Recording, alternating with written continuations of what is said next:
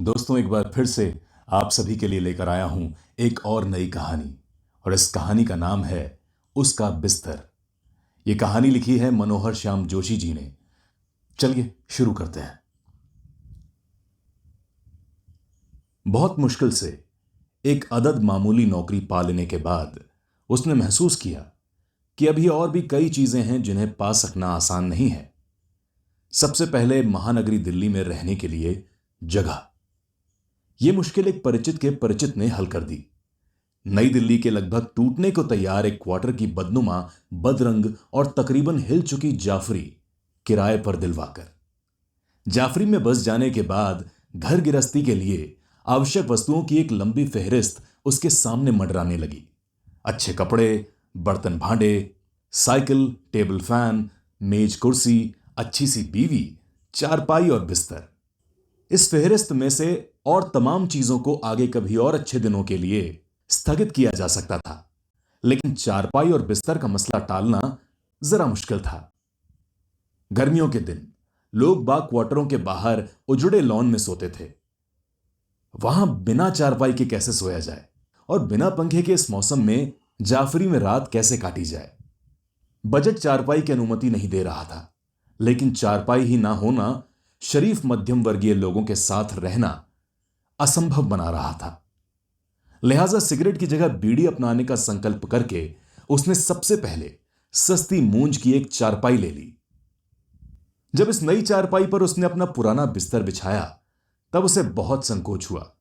उसने महसूस किया कि चारपाई पर उसका बिस्तर नहीं, उसकी दरिद्रता की नुमाइश लगी है।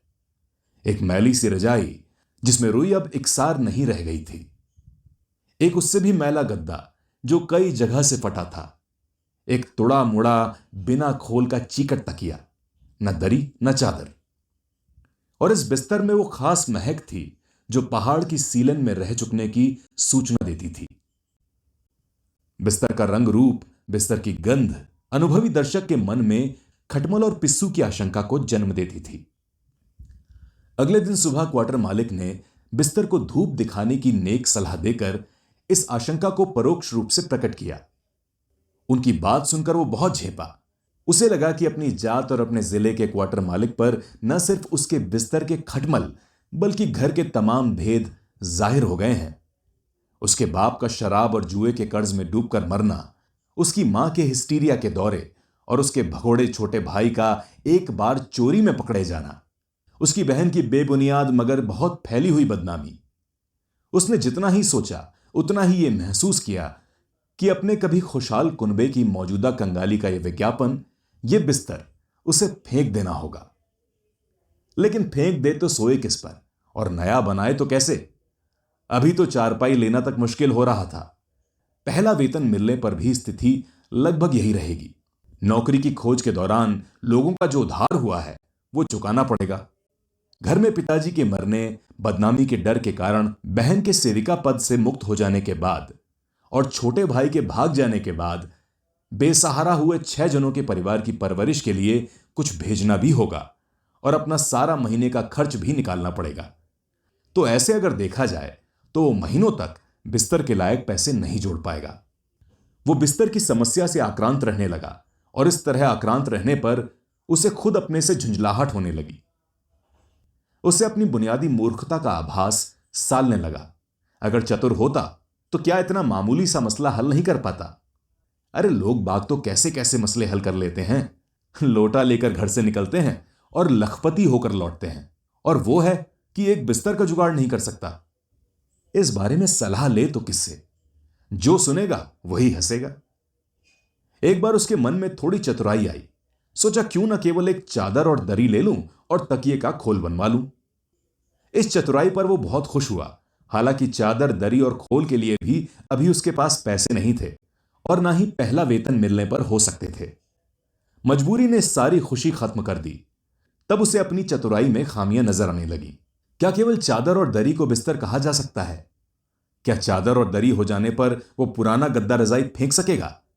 अगर नहीं फेंकेगा तो क्या वे उसकी दरिद्रता की नुमाइश नहीं करते रहेंगे? अगर फेंक देगा तो मौसम बदलने पर क्या करेगा? तब की तब देखी जाएगी, यह कहने से काम नहीं चल सकता।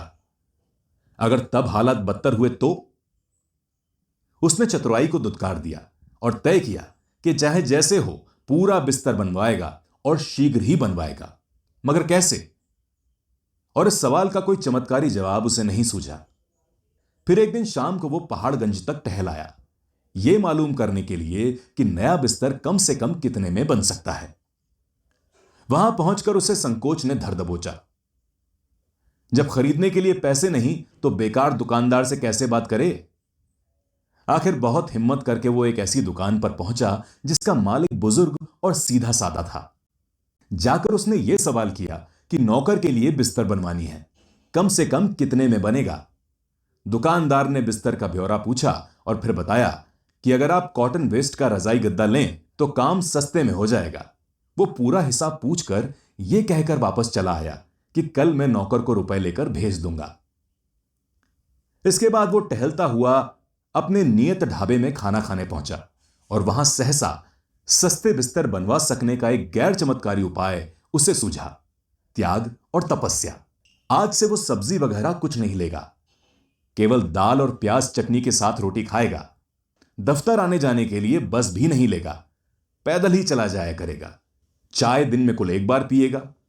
इस तरह यहां वहां खर्च में कतर ब्योंत करके वो पहला वेतन मिलने पर नया वेतन मिलने का दुस्साहस कर डालेगा। संभव है कि इस दुस्साहस के कारण अगले महीने के अंत में सूखी रोटी के लाले पड़ जाएं, लेकिन दुस्साहस तो करना ही होगा क्योंकि बिस्तर बनवाना प्रतिष्ठा का प्रश्न बन चुका है। और यही सब सोचते सोचते पहला वेतन मिलने पर उसने बिस्तर बनवा ही डाला। क्वार्टर मालिक ने जब कहा कि यह काम आपने अच्छा किया, तब उसे अपनी तपस्या सार्थक हुई जान पड़ी। बिस्तर पर लेटकर उसके गुदगुदेपन पर हाथ पांव पसार कर उसके नएपन की गंध से नथुने भरकर वो और भी संतुष्ट हुआ। तभी उसकी दृष्टि लॉन पर केवल एक फटी दरी बिछाकर लेटे हुए भौन सिंह पर पड़ी। भौन सिंह चपरासी की नौकरी की तलाश में भटकता हुआ एक बेकार नवयुवक था, जो फिलहाल क्वार्टर मालिक का घरेलू काम करने के बहाने बाहर पड़े रहने और सुबह शाम सूखी रोटी खा सकने का अधिकार लिए हुए था। कुछ देर तक वो अपने नए बिस्तर पर लेटे लेटे भौन सिंह के नाचीज बिस्तर को देखता रहा। फिर एक झटके से उठा, उसने जाफरी खोली और पुराना बिस्तर निकालकर भौन सिंह को बख्शीश कर दिया। बख्शीश दे सकने की क्षमता ने उसके संतोष को पराकाष्ठा पर पहुंचा दिया। उस रात वो चैन की नींद सोया। अगले दिन तड़के उसकी नींद खुल गई। कुछ देर बिस्तर पर लेटे लेटे यह सोचकर सुख का अनुभव करता रहा कि जैसे तपस्या और त्याग से उसने बिस्तर वाला मसला हल किया, वैसे ही एक एक करके अपने और परिवार के सारे मसले वो हल कर डालेगा। सुबह के पक्षियों के स्वर में उसने अपनी आगामी सफलताओं के सगुन सुने। तबीयत तो हो रही थी कि इसी तरह लेटा रहे और खुली आंखों से सपने देखता रहे, लेकिन क्वार्टर में घर के मेहमान और किराएदार इतने लोग थे कि सुबह पहले नहा धो लिए बिना पैदल दफ्तर जाने की योजना चल ही नहीं सकती थी। इसलिए वो उठ गया। एक विचार आया कि बिस्तर समेटकर जाफरी में रख दिया जाए। फिर सोचा कि ऐसी क्या जल्दी है। मन में शायद कहीं यह इच्छा भी थी कि आसपास के लोग भी उठकर उसकी खुशहाली के सबूत को देख लें। 15 मिनट बाद जब वो नहा धोकर लौटा, तब चारपाई पर निगाह पड़ते ही उसका दिल धक से रह गया। चारपाई पर बिस्तर नहीं था, किसी ने संभाल दिया होगा। उसने अपने मन को समझाया, लेकिन नहीं, बिस्तर जाफरी में भी नहीं था। आसपास सब लोग सोए हुए थे। क्वार्टर मालिक और भौन सिंह उससे पहले उठ चुके थे और इस समय दोनों अंदर थे। उनसे जाकर कहा, पूछताछ शुरू की और केवल घंटे भर तक पास पड़ोस के कौतूहल का विषय रहने के बाद नए बिस्तर की चोरी का यह प्रसंग सबके लिए बासी पड़ गया। थाने में रपट दर्ज कराने की व्यर्थता और सार्थकता पर विचार विमर्श भी बेमजा हो चला। कई समझदार लोग आपस में इस बात पर भी शंका व्यक्त करने लगे कि इन साहब के पास नया बिस्तर था भी। उसे महसूस हुआ कि लोग बाग हमदर्दी नहीं जता रहे हैं, उस पर हंस रहे हैं।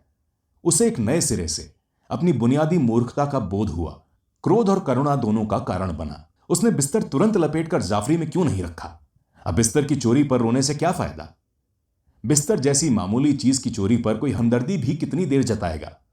बिस्तर चोरी चला गया, कोई पहाड़ तो नहीं टूट गया। अब वो किसी को कैसे समझाए कि उस पर तो सचमुच पहाड़ ही टूट पड़ा था। जो चोरी गया वो बिस्तर नहीं था, त्याग तपस्या की सफलता का प्रतीक था। और अब उसके पास बिछाने के लिए कुछ भी नहीं है। उसने तो अपना पुराना बिस्तर भौन सिंह को बख्शीश कर दिया है। रात ढाबे में खाना खाने के बाद वो बहुत देर तक इधर उधर टहलता रहा। वो चाहता था कि सबके सो चुकने के बाद लौटे और चुपचाप जाकर जाफरी के फर्श पर लेट जाए। उसके कदम भटक रहे थे और विचार भी। बिस्तर के खोने का दर्द जैसे तमाम अस्तित्व के खोने का दर्द भी बनता जा रहा था। उसके पास इतना रुपया नहीं था कि दूसरा बिस्तर बनवा सके। उसके पास इतना रुपया भी नहीं कि कोई अप्रत्याशित आपत्ति आ जाने पर उसका मुकाबला कर सके। उसने कल्पना की कि वो सख्त बीमार पड़ गया है और दवा दारू के लिए पैसे नहीं हैं। उसने कल्पना की कि उसकी मां जिंदगी की अंतिम सांसें गिन रही है। तार आया है, लेकिन उसके पास इस लंबे सफर के लिए और सफर के बाद गांव में ही हो सकने वाले खर्चे के लिए रुपए नहीं हैं। ऐसी कल्पनाएं कर करके वो रुआंसा हो चला। फिर इन कल्पनाओं ने ऐसा रुख लिया जिसका हास्यास्पद आयाम भी था।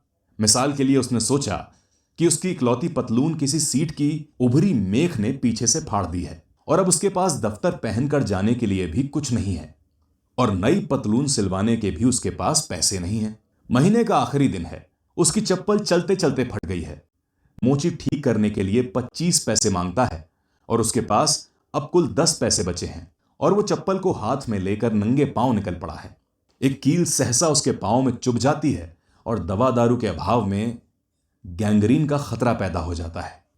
शुरू में इन कल्पनाओं का हास्यास्पद पक्ष उसके समक्ष उजागर नहीं हुआ। वो अपने वास्तविक और कल्पित दुखों को कोसता रहा और गहरे कहीं इससे उसे एक सहारा भी मिलता रहा। उसे अपने पर गुस्सा आया। क्या वो इसी तरह सारी रात टहलता रहेगा? बीमार पड़ना है, सोने का प्रबंध नहीं करना है। वो अपनी जाफरी को लौटा। भौन सिंह और क्वार्टर मालिक के अतिरिक्त सब सो चुके थे। भौन सिंह बर्तन मांज रहा था। क्वार्टर मालिक अपनी गांव की जमीन के कुछ कागजात के साथ माथापच्ची कर रहा था। उसने कागजात फाइल में बंद कर दिए, चश्मा उतारा और बोला, कहिए, आज बड़ी देर कर दी लौटने में। अब सोने की तैयारी है। वो कहना चाहता था कि मेरा बिस्तर तो चोरी हो गया है, लेकिन ऐसा कहना अपनी मूर्खता का एक और सबूत देने जैसा था। क्वार्टर मालिक को तो मालूम है कि बिस्तर चोरी हो गया है। उसके चुप रहने पर क्वार्टर मालिक ने बिस्तर के चोरी होने पर एक नए सिरे से सहानुभूति व्यक्त की और इस बात पर संतोष व्यक्त किया कि उसके पास पुराना बिस्तर तो है। क्वार्टर मालिक बोला, बात यह है कि मेरे पास भी गिने चुने बिस्तर हैं और मेहमान तो आप देख ही रहे हैं कि कितने सारे आए हुए हैं। उनमें से एक के पास भी बिस्तर नहीं है, वरना मैं आपको जरूर दे देता। कहिए तो पड़ोस से दरी वगैरह का प्रबंध कर दूं। तकल्लुफ की कोई बात नहीं है। उसकी कोई जरूरत नहीं, उसने बुजुर्गाना लहजे में कहा और फिर जाफरी में जाकर पेंसिल कॉपी लेकर दिखावे की व्यस्तता में डूब गया। क्वार्टर मालिक एक गहरी डकार लेकर सोने चला गया। थोड़ी देर में भौन सिंह आया। बरामदे से भौन सिंह ने उसकी चारपाई उठाई और बाहर रख दी। फिर वो आकर बोला, आज सोएंगे नहीं बाबू साहब? इस प्रश्न पर उसे बहुत गुस्सा आया, लेकिन गुस्से को पीकर उसने कहा, सोऊं किस पर? बिस्तर तो है ही नहीं। बिस्तर है, भौन सिंह ने कहा, बिछा भी दिया है, जाइए आराम कीजिए। उसे आश्चर्य हुआ। जाफरी पर ताला लगाते हुए उसने एक क्षण यह कल्पना भी की थी कि भौन सिंह किसी चमत्कार से उसका बिस्तर ढूंढ लाया है। उसने खाट पर जाकर देखा, लेकिन वही पुराना बिस्तर बिछा हुआ था जो उसने भौन सिंह को बख्शीश में दिया था।